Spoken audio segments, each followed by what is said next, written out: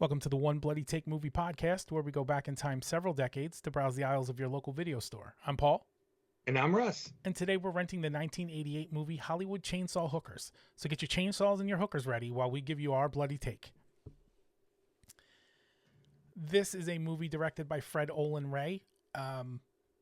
Much like Ted McGinley is the patron saint of jumping the shark, I feel like Fred Olen Ray should be the patron saint of our show. I have not seen him make a bad movie. He understands us when he makes his films, and even though he outages us by a little bit, I think he knew us when he started making these films, and he knew what we would want because he provides every single time I have seen a movie of his so far. We've done Evil Tunes before, and the rest of his portfolio is basically anything with bikini in it. Right. And Lifetime Christmas movies. It's a nice mixture. We watched Jacko also, which was pretty solid. But yeah, I will, if you tell me he's involved, I'm in, and I'm gonna assume it's a masterpiece. Because and even if it's not, there's an attempt there. Yeah. It may fall short, but it's not due to lack of effort. Yes, and it's at least going to be fun. It's absolutely going to be fun. And this movie lets you know almost immediately that it's going to be fun when they kick you with the disclaimer about the chainsaws and how real they were and that they were handled properly throughout the movie. No chainsaws were injured during the filming of this movie.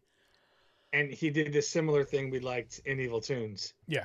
Where he's like, these are the actual people who lived this great adventure, and this is exactly the way it really happened. I truly believe this. So it's an opinion, but it's my factual opinion. Yeah, it's an opinion only to a certain point. Yeah. And he looks a shocking amount like what's his name? He just passed away within the last 2 years. Michael Madsen. He looks a lot like him. I see that. That's weird. Yeah. All right. So we have some other, it's like he's got his usual cast with him for this movie. He's got Leanna Quigley. He's got Michelle Bauer, who is just a wonderful looking woman. He's got Dawn Winsmith and Dookie Flyswatter, which to me, if that is his government name, his parents are the best. That is how you parent. Yeah, that's. First, I guess you have to luck into the Fly Swatter name. Yeah. But then, you just let humor take its course. That could be first middle. Like we might not know his actual last name. That might just be first middle kind of thing. Yeah. Unless the last name is Swatter, and Fly's his middle name. Oh, there you go. Yeah. Yeah. Or just Water, and then it's Flies plural in the middle. That makes that work better because Water is like that might be a last name somebody has. Yeah. And then it makes the parents extra brilliant for that. Yeah. So we have we have a trailer and a box cover, but I'm going to be perfectly honest with you. You tell me it's Hollywood Chainsaw Hookers, and you're not going to be able to do anything to turn me away. Like I can't imagine. I'm trying to imagine the cover that you show me, and I go, you know what? This isn't a great time to watch Hollywood Chainsaw Hookers, and I can't think of it. I know they're chainsaw hookers, but tell me where they're from again. Hollywood. I'll think about it. It's just a picture of a man's ass on the cover, and it's still Hollywood Chainsaw Hookers. I'm still renting it. I'm still taking the shot at it. Yeah. And the interesting thing about the cover is in Britain, their censorship laws were a little different, and you couldn't have the word chainsaw in a movie. So there it's just called Hollywood Hookers, but instead of the word chainsaw, they place a graphic of a chainsaw over it, while one of the hookers is holding the chainsaw with more hookers and chainsaws in the back. So you can't say chainsaw, right? But you can see it all you want. A chainsaw to them is more offensive than Hollywood or hookers. Maybe it's the combination of Hollywood Hookers, because then they feel like it's just, it's dumb Americans, so we're good there. Yeah. But yeah, that's great. Words are unacceptable, but hieroglyphics are fine. The actual cover, in all fairness, the cover and the trailer are good. They sell you on what it is. But like I said, it is you tell me that's the title of the movie, and I refuse to believe there's a reason I wouldn't sit down with it and watch it. Yeah, Especially at like the age that I would have been picking up on these movies in the first place. Like I'm 14, 15, 16 years old. Hey, here's a copy of Hollywood Chainsaw Hookers. Only reason I might be disappointed is because it doesn't go entirely in the direction I'm hoping it would with that title. But it gets damn close. yeah, I did not know they were from Hollywood at any point in the movie. No, Yeah. it was irrelevant to the plot, fortunately, because I do have a certain Yeah. affinity for Hollywood. What they did do, though, is they made the movie a nice little film noir sort of tribute in this movie, which they do a pretty good job of. I would like to say, and I made a note about this, I wish in the script writing they had found a way to work in maybe a few more puns or double entendre, because there wasn't nearly I felt like not every scene was full of it, and that was a little disappointing to me. It wasn't quite Naked Gun.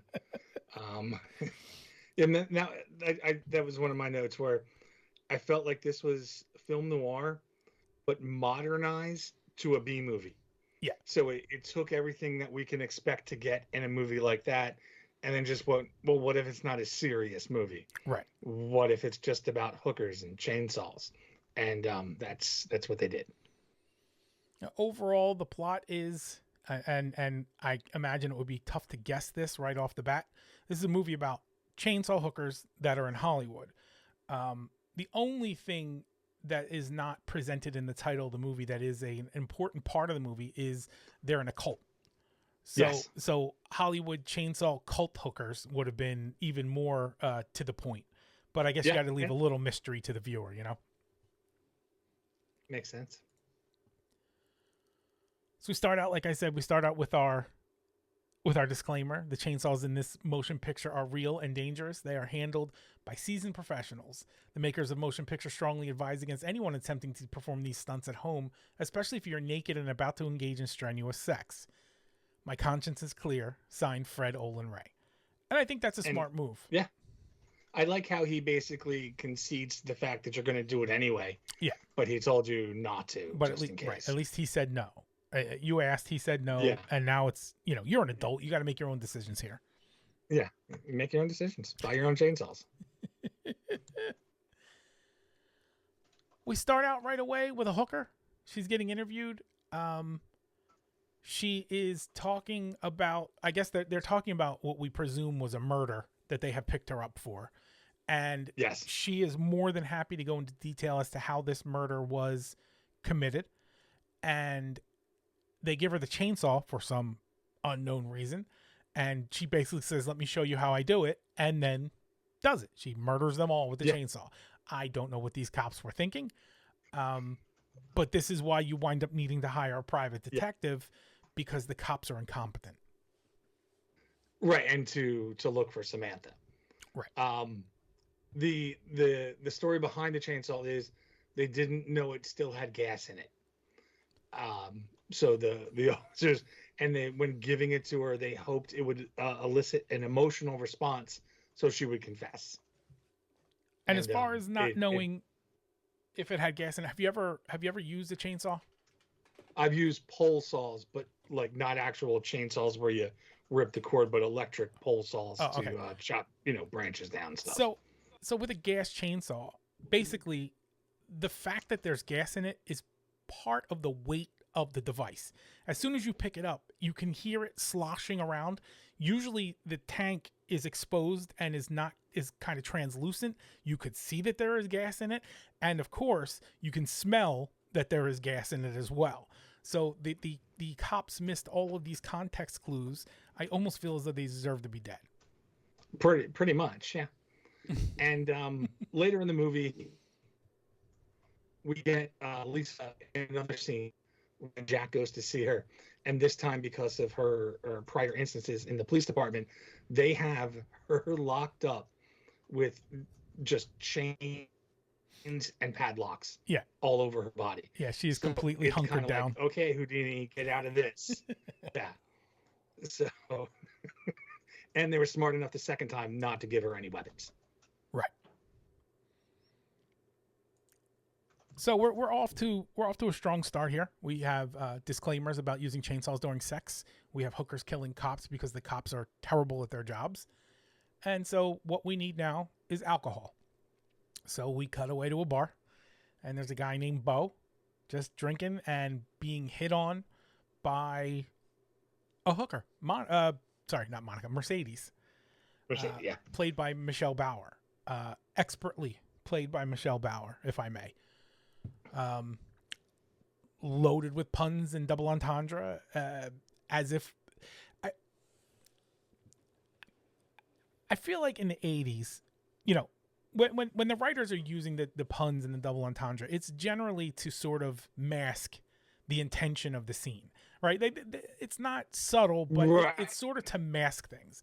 And I feel like in the 80s, there was no reason to mask the fact that she was a hooker looking to pick up a John. Right. No, I get it, because further along we get, the less we have to censor ourselves. I feel like instead of masking in this movie, it was to televise, just to beat you over the head with exactly what was happening. Okay, I buy that. So Mercedes hits on him, I guess we could say, and he is not unaware of what's happening in the least. He is not unaware. He mentions that he could probably be cheaper to buy an actual Mercedes.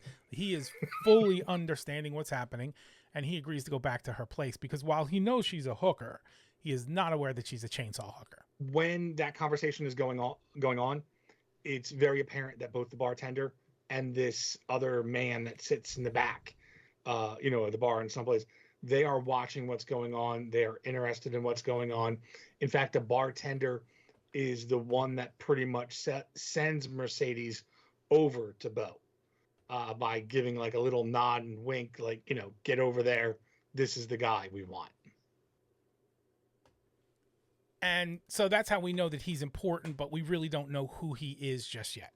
We're Right. more focused on Mercedes and hopefully seeing her breasts sometime soon. We get back to Mercedes' place. We're dancing around. We're listening to music. She starts grabbing for the tarp, and I'm getting a real like American Psycho feel about this, hoping for some Huey Lewis in the News to come on. It never happens, but Bo gets distracted. And of course, the next thing that happens is there is a chainsaw, and she is using the chainsaw to its utmost. Incredibly gory scene, surprisingly gory scene almost, and interesting in so much as we don't have a purpose for Mercedes to do this. She just does this.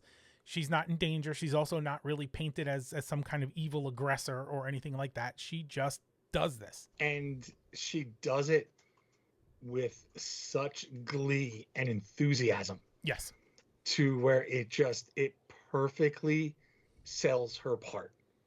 So not only is everything that Michelle Bauer does amazing up until the chainsaw murder, when she is ready to kill, the facial expressions on her face make the scene so much better than it would be if she was just angry or yelling or screaming. Right. And while we don't see the chainsaw go into the body, we don't see the cuts, we don't see the limbs actually being severed. What we do see is body parts flying at her, blood flying at her, and the focus of it is on her the entire time, other than seeing the pain that's caused on Bo's face. Yeah. So I even like that decision where, Mercedes is the focus of the scene. It doesn't matter, we're not here to watch, how realistic is that chainsaw cut. We're here to have fun. And that's, we're 15 minutes into this movie, and, I don't care what happens after this. I'm going to love this movie already.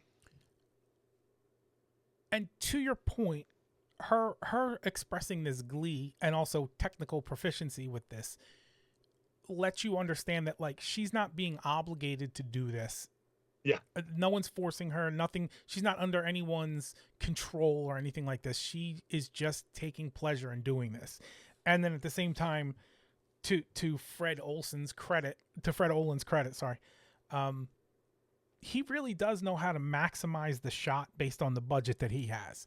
Like, Oh he's yeah. clearly not getting a ton of money to make these movies, so he knows how to film it in such a way as to give you the maximum impact without showing you the full, the full Monty on this. Yes. There was something I noticed sort of just in the background in this scene. There were two what looked like bumper stickers that say boycott Britain. And I tried looking into it to see if there was like a specific thing that this referred to, and I couldn't really find anything. But knowing that we have Gunnar Hansen in this movie, Gunnar Hansen is Leatherface. Even Jack's last name is Hansen. So we are definitely nodding to the fact, that Leatherface is in this movie. Texas Chainsaw Massacre would have had the same problem as Hollywood chainsaw hookers had in Britain.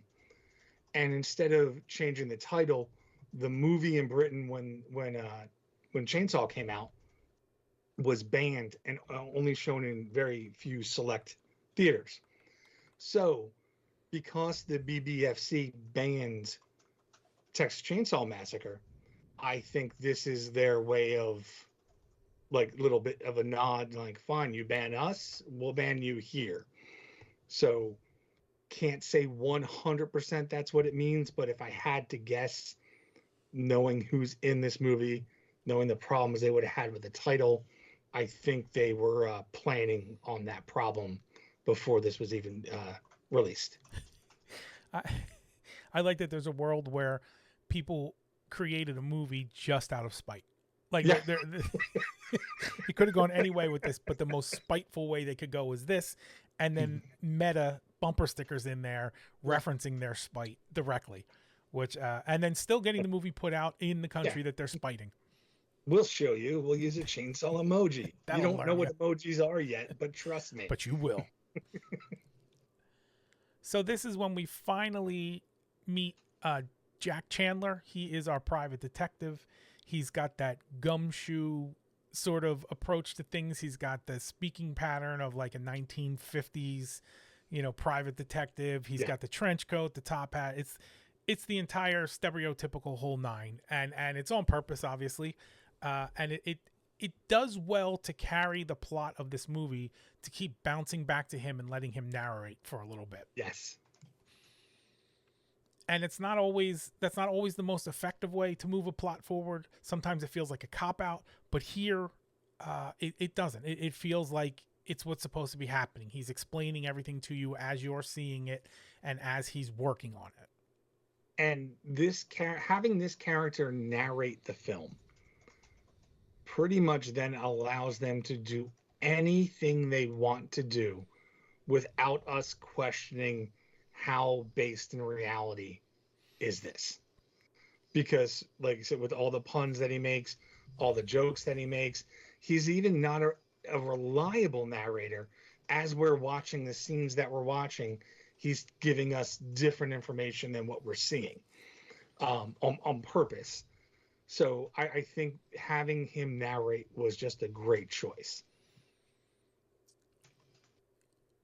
We see him, and he's in bed with his girlfriend, and he gets a call that he has to come down to the station because he's been working on trying to find a runaway girl named Samantha, and they think that they have a girl named Samantha that matches the description that he's been looking for. So they ask him to come down and take a look. And when he gets there, we have, first of all, when he leaves, he's arguing with his girlfriend pretty heavily, clearly, about leaving. But his narration is quite the opposite of what's happening on the screen, and it's fantastic. It's very police squaddy, but he's giving this, and she was happy that I went, and she wished me good luck, and and she is there yelling at him and pointing, and he's yelling back and screaming, and they're fighting with each other, and it's beautiful. Yeah, just like she understood. She wished me well. Yeah. Meanwhile, it's like she's flipping him off and saying "fuck you." And I love at one point she grabs her tits and like kind of shakes them, kind of like you're gonna leave these. Right. Like I was trying to figure out what she was saying, and that was like close to maybe what the point of her doing that was. You didn't even But wipe that, them off, and then yeah, she's leaving.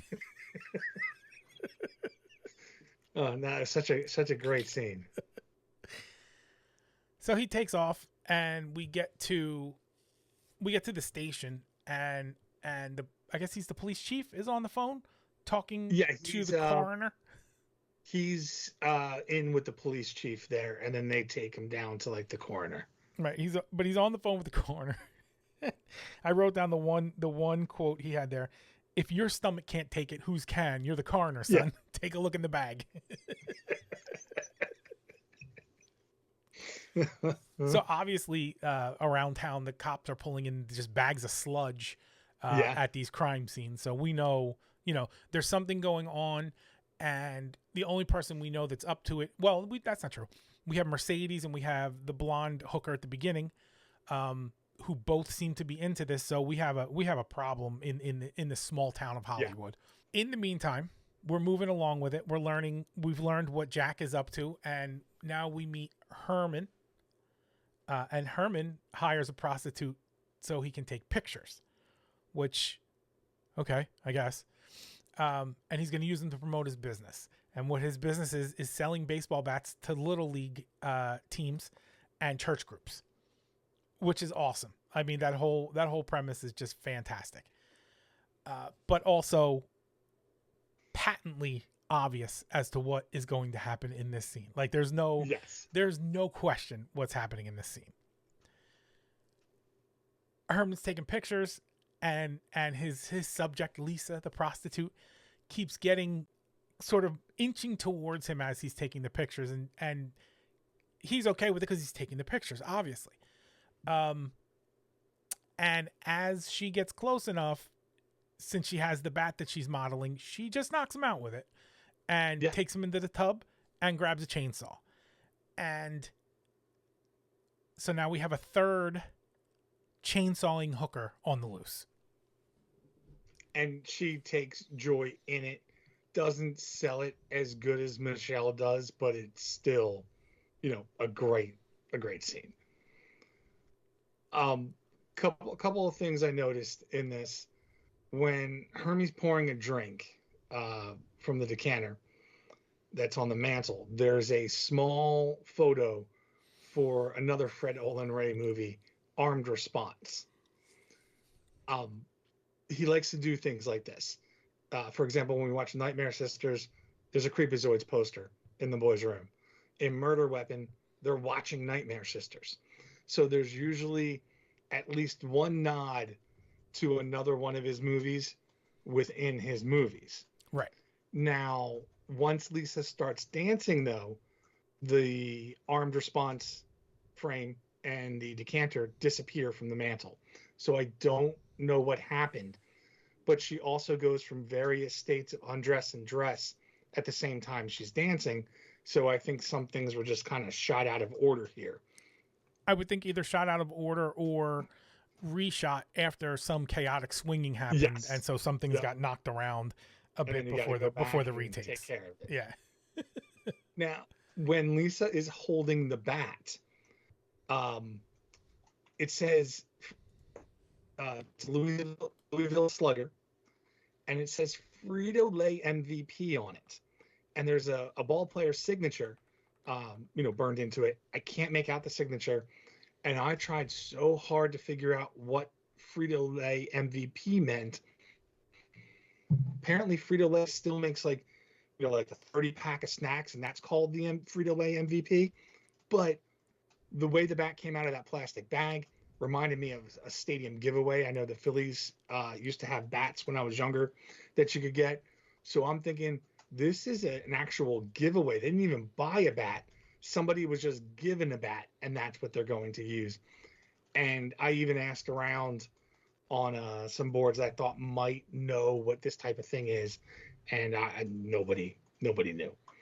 So Yeah, they had if anybody knows a what baseball bat. type of giveaway this is, They had a baseball bat giveaway in the mid to late '80s at each stadium, and the bats were all, they were decent looking bats, but they were branded with all of Frito-Lay's different oh wow, different logos and stuff, like yeah, Lay's and Frito-Lay and Ruffles and all that stuff. yeah, because I figure anytime you get a giveaway, there's some sort of product name on it. Yeah. So, but I was just hoping to find out like what stadium it's from, when the game was, all that kind of stuff, and I couldn't get anything.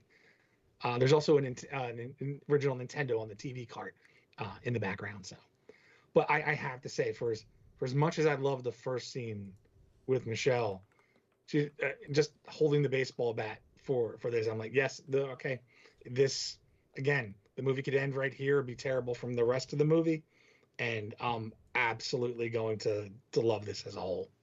Yeah, the movie is moving at a perfect pace, and Yep. We're completely compelled. The only piece of this puzzle that we don't have yet, we have two pieces missing so far.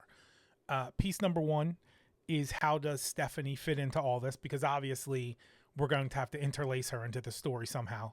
And question number two is, what's motivating these women? Oh, Samantha. I'm sorry. Samantha. Okay, I just didn't know whether there was some. Okay, yeah.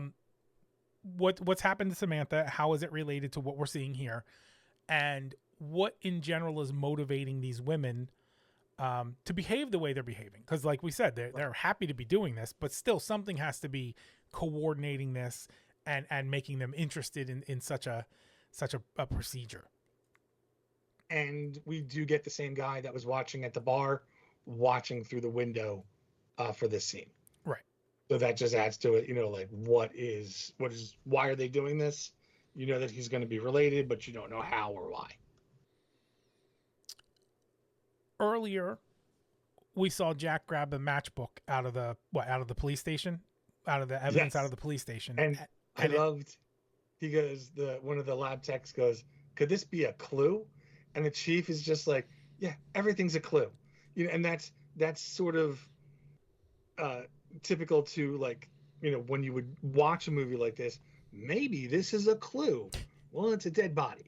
Like, it's so obvious it's a clue, and the person that we're watching experienced that in the movie can't figure out if it is. So I loved that, just like, you idiot, of course it's a clue. So Jack takes the matchbook, and inside the matchbook is Mercedes' phone number.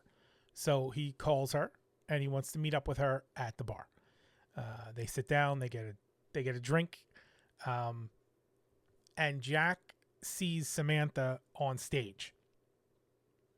And Samantha kind of, I guess, realizes that it's him, or that he's somebody that's looking for her. I don't know. Still, we don't know their relationship necessarily. Yes. Yeah. But she clearly does not want to interact with him, so she leaves as soon as he's not paying attention. Mercedes comes back with another drink, and Jack drinks his drink and passes out. Jack gets roofied here. Very unfortunate for him, because now he has to go home with Mercedes. When he wakes up, there's a new woman in the room tending to him that is not Mercedes, but she had already rooted through his stuff and seen that he was a detective, so she's trying to figure out what he's trying to detect, what he's searching for, what he's trying to do. And he explains, I'm just looking for a runaway girl. Jack, however, unfortunately is tied to the bed with no shirt, and Mercedes and Samantha walk into the room together. So we're all over the place here, but we're all funneling down very nicely. And then we get our stranger, and the stranger asks both Mercedes and Samantha to leave so he can have a moment alone with Jack. But we don't know who this guy is. The most that we know about him is we're pretty sure he directed Mercedes to the guy that she was going to kill earlier in the movie. Yes, he's just in proximity of all the bad things that happen. Right. He sits down in a chair that could be any kind of chair, Russ. It doesn't have to be any specific type of chair. It's just a chair near the bed in case you want to sit up like you're in a hospital or whatever and you need some blood flow. Exactly. And the stranger is very upset with Jack, lets him know that he has shown up at a very bad time. And this is where we learn the lore. We have a cult, religion, whatever you want to call it, that is based around chainsaws, and this religion dates back to, I believe he said, Egyptian times. I think so. At which time Jack very astutely points out that they didn't have chainsaws back then, which is a obvious thing. But I'm glad that they brought it up, to be honest with you. I'm glad that they didn't just gloss over this, because, I mean, there could have been some manual version of a chainsaw, I suppose, but they didn't gloss over it. They honed in on it, and it gets explained, and now we know we have a chainsaw worshipping cult, and we need the blades to purify the evil flesh. And we're kind of given the idea that there needs to be sacrifices in order to continue with this religion, in order to keep the gods happy, if you will. So once the stranger gives his little speech from the chair that's in the corner of the room, because it's decorative and nice, he leaves, and he lets Mercedes and Lisa know that they can kill Jack. But Mercedes forgot to go to the Texaco and get gas for the chainsaw. So quite the opposite of the opening scene of the movie, where they didn't realize the chainsaw did have gas. Mercedes obviously knew that this chainsaw didn't have gas because she forgot to stop. It wasn't that she didn't know she had to stop. It was that she forgot to stop. So Jack doesn't die here. Whew.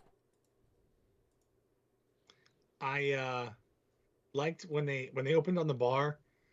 Out of all the patrons there was a kid that couldn't have been more than 12 years old, sitting with a drink in front of him.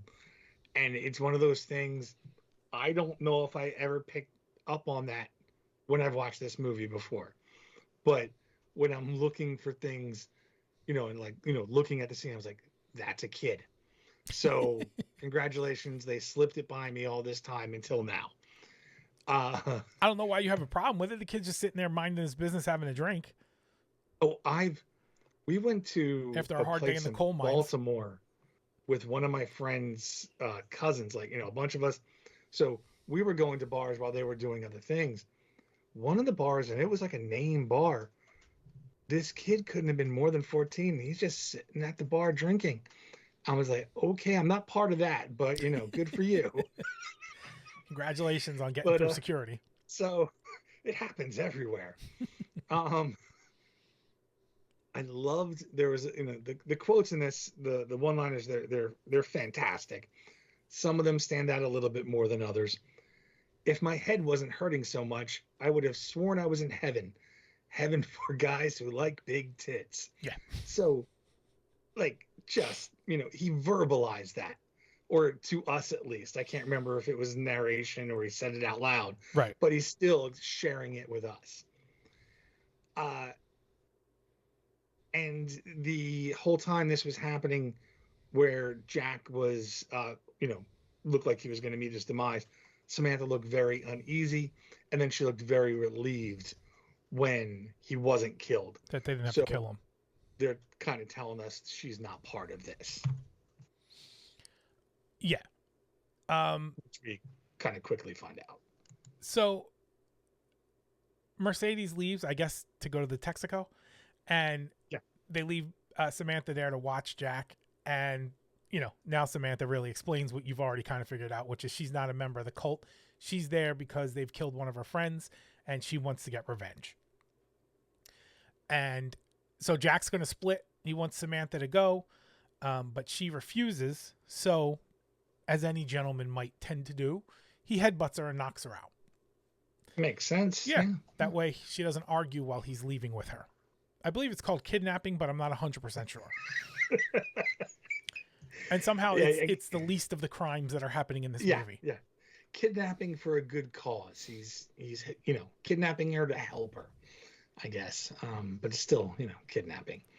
But when driving back, Samantha's head, she's laying on her back in the front seat.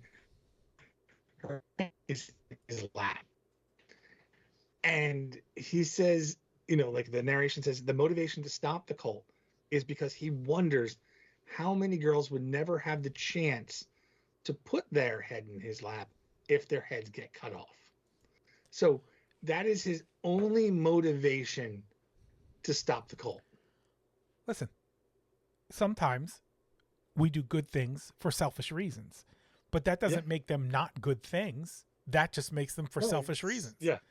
So if he's saving You're all the basically- girls so that they can blow him, he's still saving all the girls.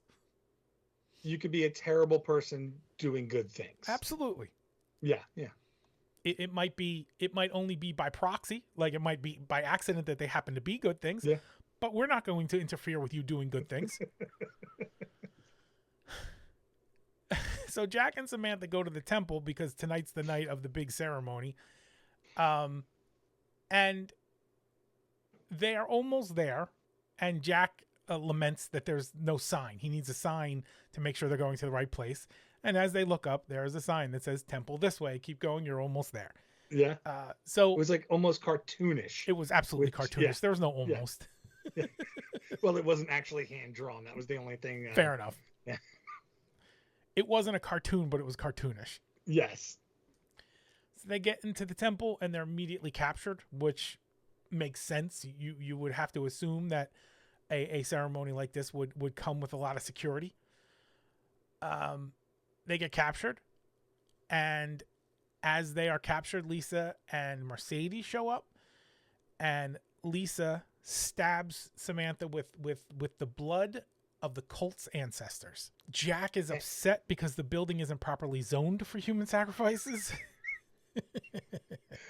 I love that joke.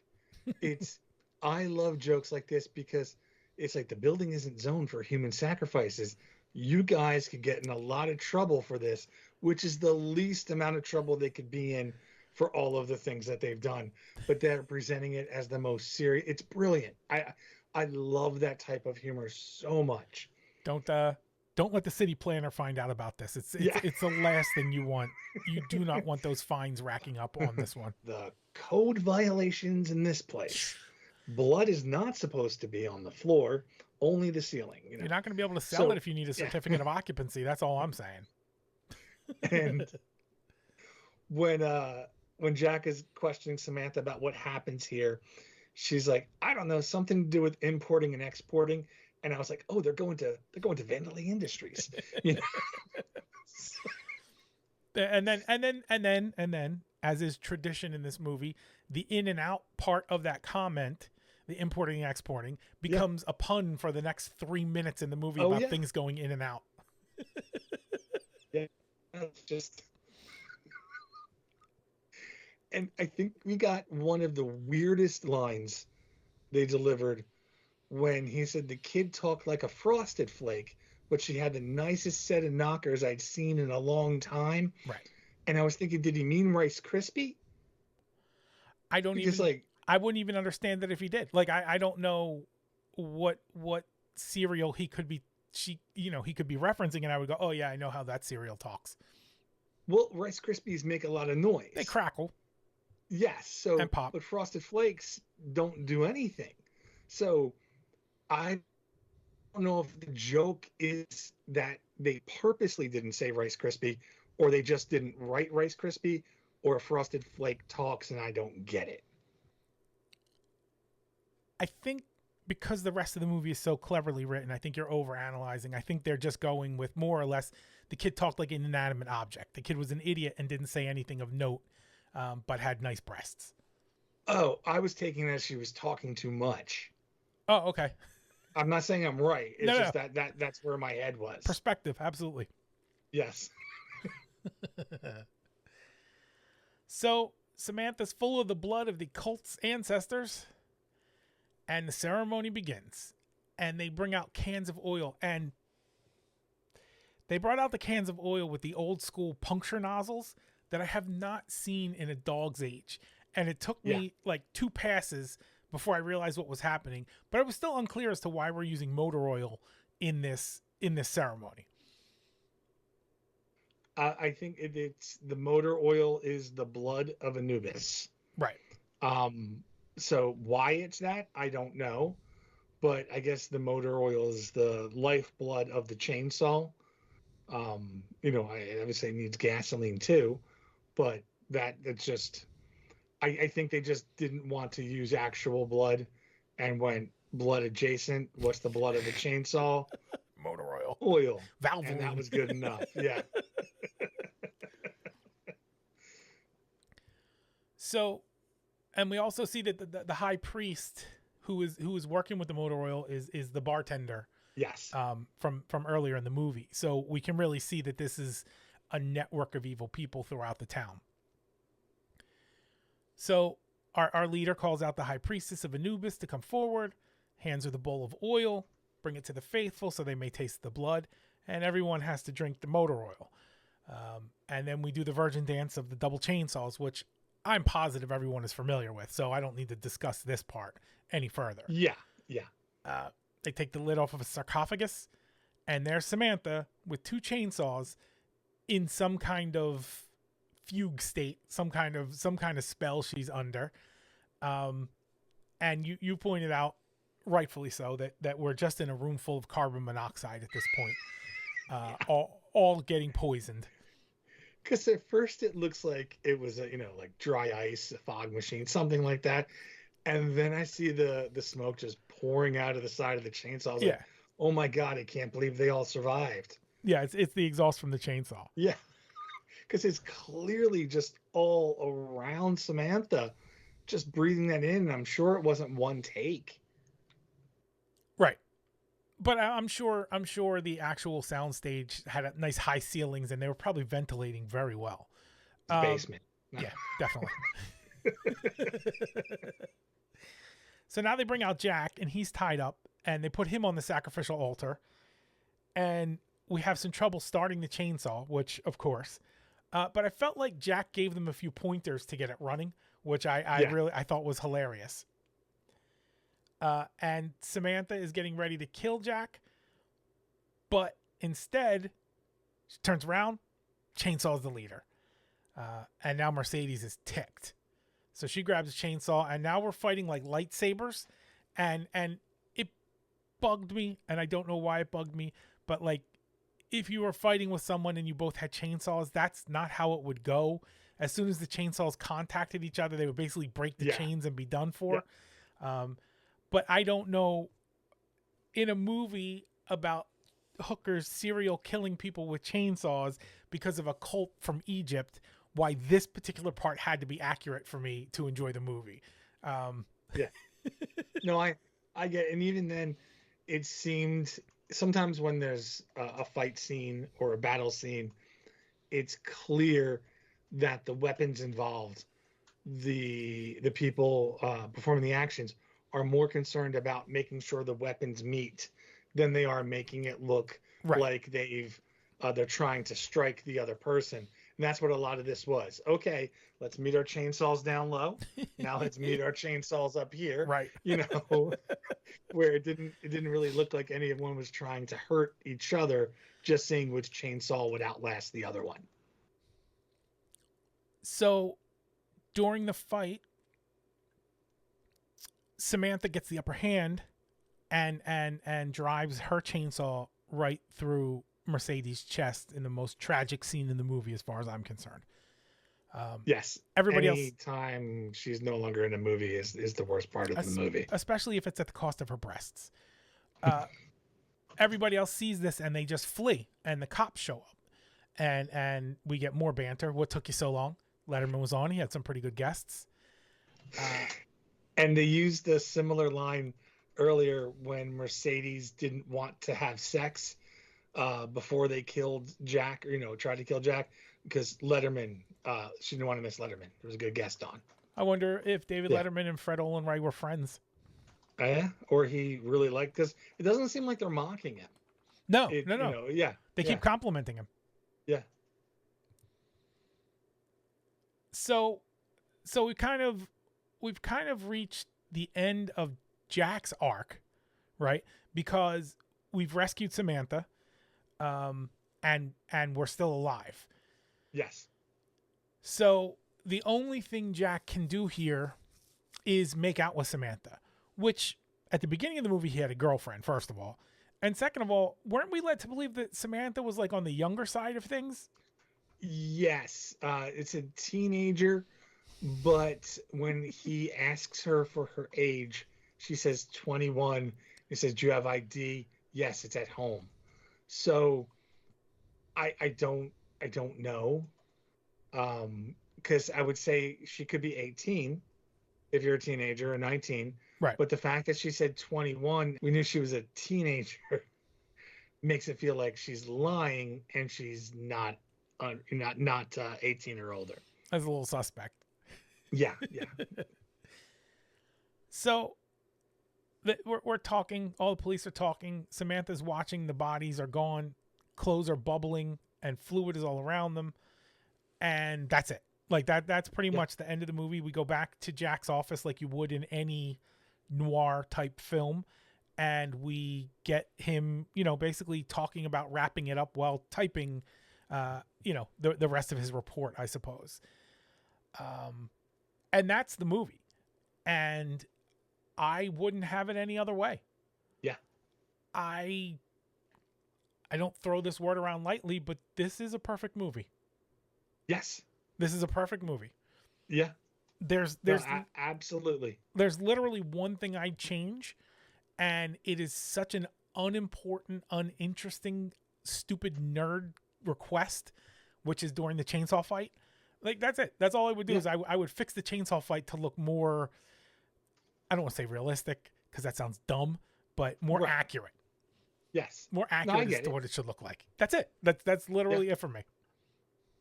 Unless we could get more Mercedes. Like, I could get another 20, 30 minutes of Mercedes. I'd be good with that too. Yeah. Or, like we could have got, what she did before this or something, because they did leave this open for a sequel. By saying there's they even commented there's probably more of these out there. Yeah. So, and even the fact that then Samantha was going to stay and be his secretary. So it's saying that they're going to be a team, and that this evil is still out there doing other things, most likely. So I would have loved. I mean, you could have just changed the Hollywood. You just change the location, so you could literally go to every single city and make the same exact movie, and I'd still watch it. Well, they even say that there's going to be a sequel, Student Chainsaw Nurses, but they unfortunately did not make that movie. Yeah. Although it would have been nice if they did. Yeah. There's still time, I guess. Yeah, there's always time. I mean, the components of this movie don't need to have a through line. The religion still needs to exist. That's the only thing that matters to make it work. Yeah. Unfortunately, they would do it now, and Blumhouse would do it and make it morbid and less breasts. So, maybe we can wait a little while longer. This has to stay. This has to stay ridiculous. This has to be full camp. You can't base this in realism at all. No. And one of the things that really stood out to me in this movie is like when you watch A Nightmare or you watch Jason, you're watching it to see how he kills his victims. What's it going to look like?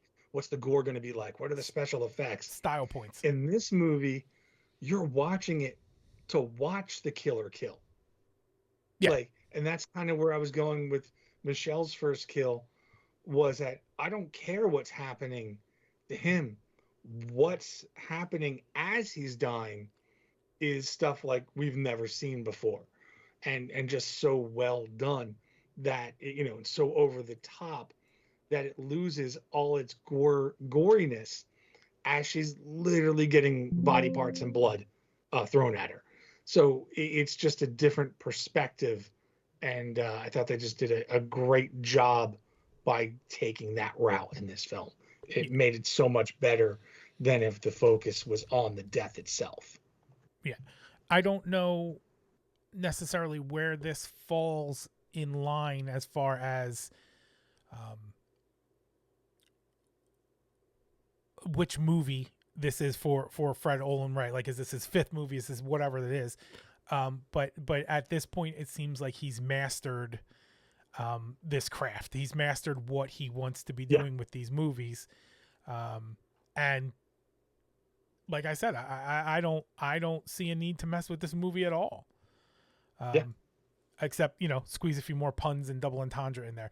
We did miss at one point. There's a phone call to the police station, and the person gets the automated answering, and the automated answering is, if you've recently committed a homicide, please stay on the line. We'd love to talk to you about it.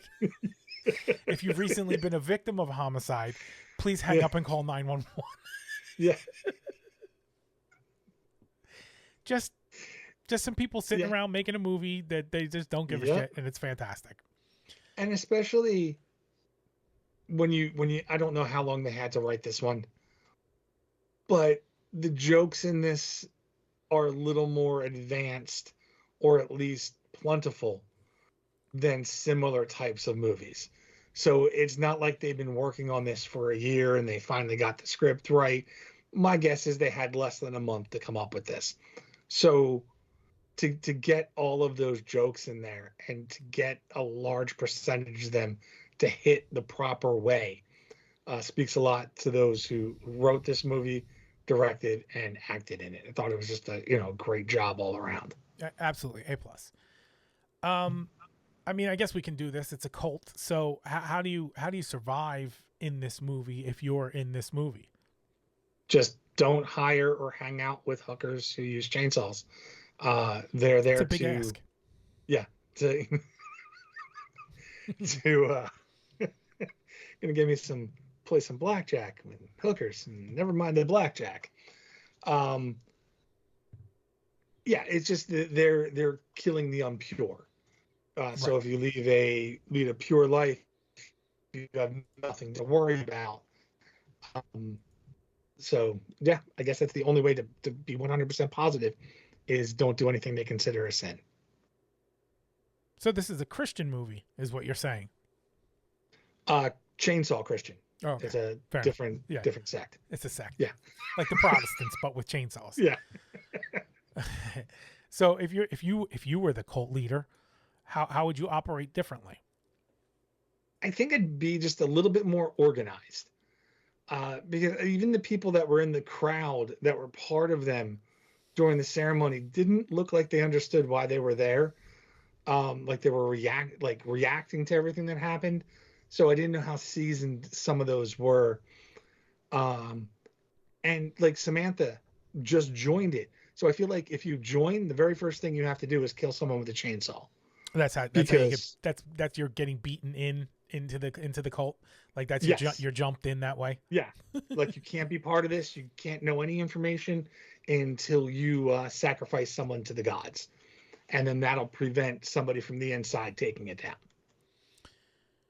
The thing that I would do differently, and I've maybe thought about this more than I should, but it seems to me like pretty much the cult is running that one bar and using it as a recruitment tool. What I would do is I would have that bar be at like an airport hotel. And I would mostly, because the bartender gets to check everyone's ID, I would only be picking people from out of town. We might be the Hollywood chainsaw hookers, but we don't kill people from Hollywood because we get to create that delay in time of noticing that the person is missing, right? Yeah. I flew into town for a business meeting, and it's going to take at least 24 hours before anybody goes, hey, he was supposed to be here. Where is he? So that's the thing. I think ultimately I would be a little more organized about this. I think we can keep this cult going pretty well if we make a few proper decisions. And I think starting with your arrangement for your location. Yes, I agree, because Bo was from out of town. He was there on work. Hermie was not. Right. They actually went to Hermie's place. So if the police see, what's the last call I made? What's, they're going to be looking at that apartment. Did she leave anything there that could give her location away? Like Mercedes was sloppy with the matchbook. Right. So if you're definitely going to the place where you're killing them and then leaving, you're more likely to be caught than taking them somewhere else. I think you have the tools to be a little more careful with it. Yes. All right. Well, do you think they do you think they made the movie they set out to make? I think this might be the absolute best example of making the exact movie that they hope to accomplish that we've watched in anything we've talked about or anything I can even think of. You know exactly with that title what you are supposed to get, and that is exactly what we got. I think we watch some of these movies and you can almost sense where the director in certain spots wish they had more money or wish they had maybe a heightened ability to shoot something, and you can kind of feel it. Yeah, I don't feel that at all in this movie. I feel like you said, like this is what we're gonna do, this is what our plan is, and they executed exactly that plan in exactly the way they were hoping to, and they made an absolute masterpiece of a B movie. 100% agree. So obviously, would you watch it again? Yeah, anytime, any place. Green eggs and ham. This wherever we're going, I'll watch it. If I say no, that the agency has found me, and I've been replaced by a government stool pigeon, and I need you to, put the word out and rescue me, Noted. because yeah, that's the only way I would be saying no in this particular case. So ultimately, given the opportunity to perfect this movie, what else do you do here? I wouldn't change a thing. The only thing I was toying with was getting rid of that interaction with Lisa at the beginning, with the interrogation, and bypassing the bar and just jumping right into where Mercedes and Bo walk into her room, because that's a hell of a way to start a movie, and we're not going to not understand what's happening very quickly after that. But then I'm like, no, I don't want to change this. I it might be something I'm thinking of might work better, but then it might change the movie. And it might feel different. So no, I would not change anything. I think if the movie was longer, I might consider Yeah, cutting out that first scene.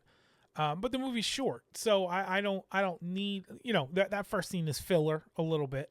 It doesn't really do anything except establish the cop's incompetency. That is a heck of a sentence. Um,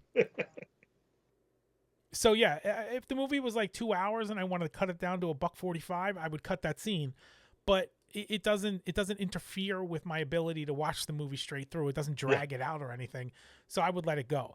If I was cutting the scene, I would still start at the bar, because the bar is important, because we learn about the stranger, we learn about the yes, hookers, and we learn that the bartender is kind of cool with all this. So we yep, get enough important components there for the first time that I would start it at the bar if I'm not starting it at the police station.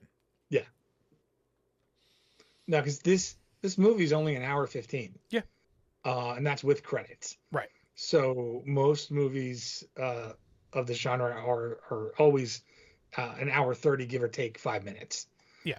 So yeah, this was a shorter movie. Might have been room to squeeze in one more kill. Maybe that's the change that we make, Yeah, is add yeah, one more chainsaw one murder more. here. Yeah, send like Michelle and Lisa to the same place. So we get to see them kill people, at the same time. Right. Yeah. Other than that, perfect B movie. It's not going to win any Yeah, Oscars, but it's going to win my heart, and it has. yeah. If there was an Oscar for best hooker with a chainsaw, I mean, that's then they're clearly going to win that. I think there's no But competition. yeah, I think it's yeah, a lifetime achievement award, hooker with a chainsaw, and I think it goes to Michelle Bauer in this case. But the whole crew is responsible. yeah. And really, like, I mean, the movie would have been just fine, but she makes this movie Yeah. Oh yeah. because it's, yeah, 100%. She makes this movie. So much like the movie itself, we have been short and efficient with this episode, and this has been our bloody take on this movie. And I find that if you've been listening long enough, there are some hints in here as to how good we think the movie is inversely related to how short the episodes are.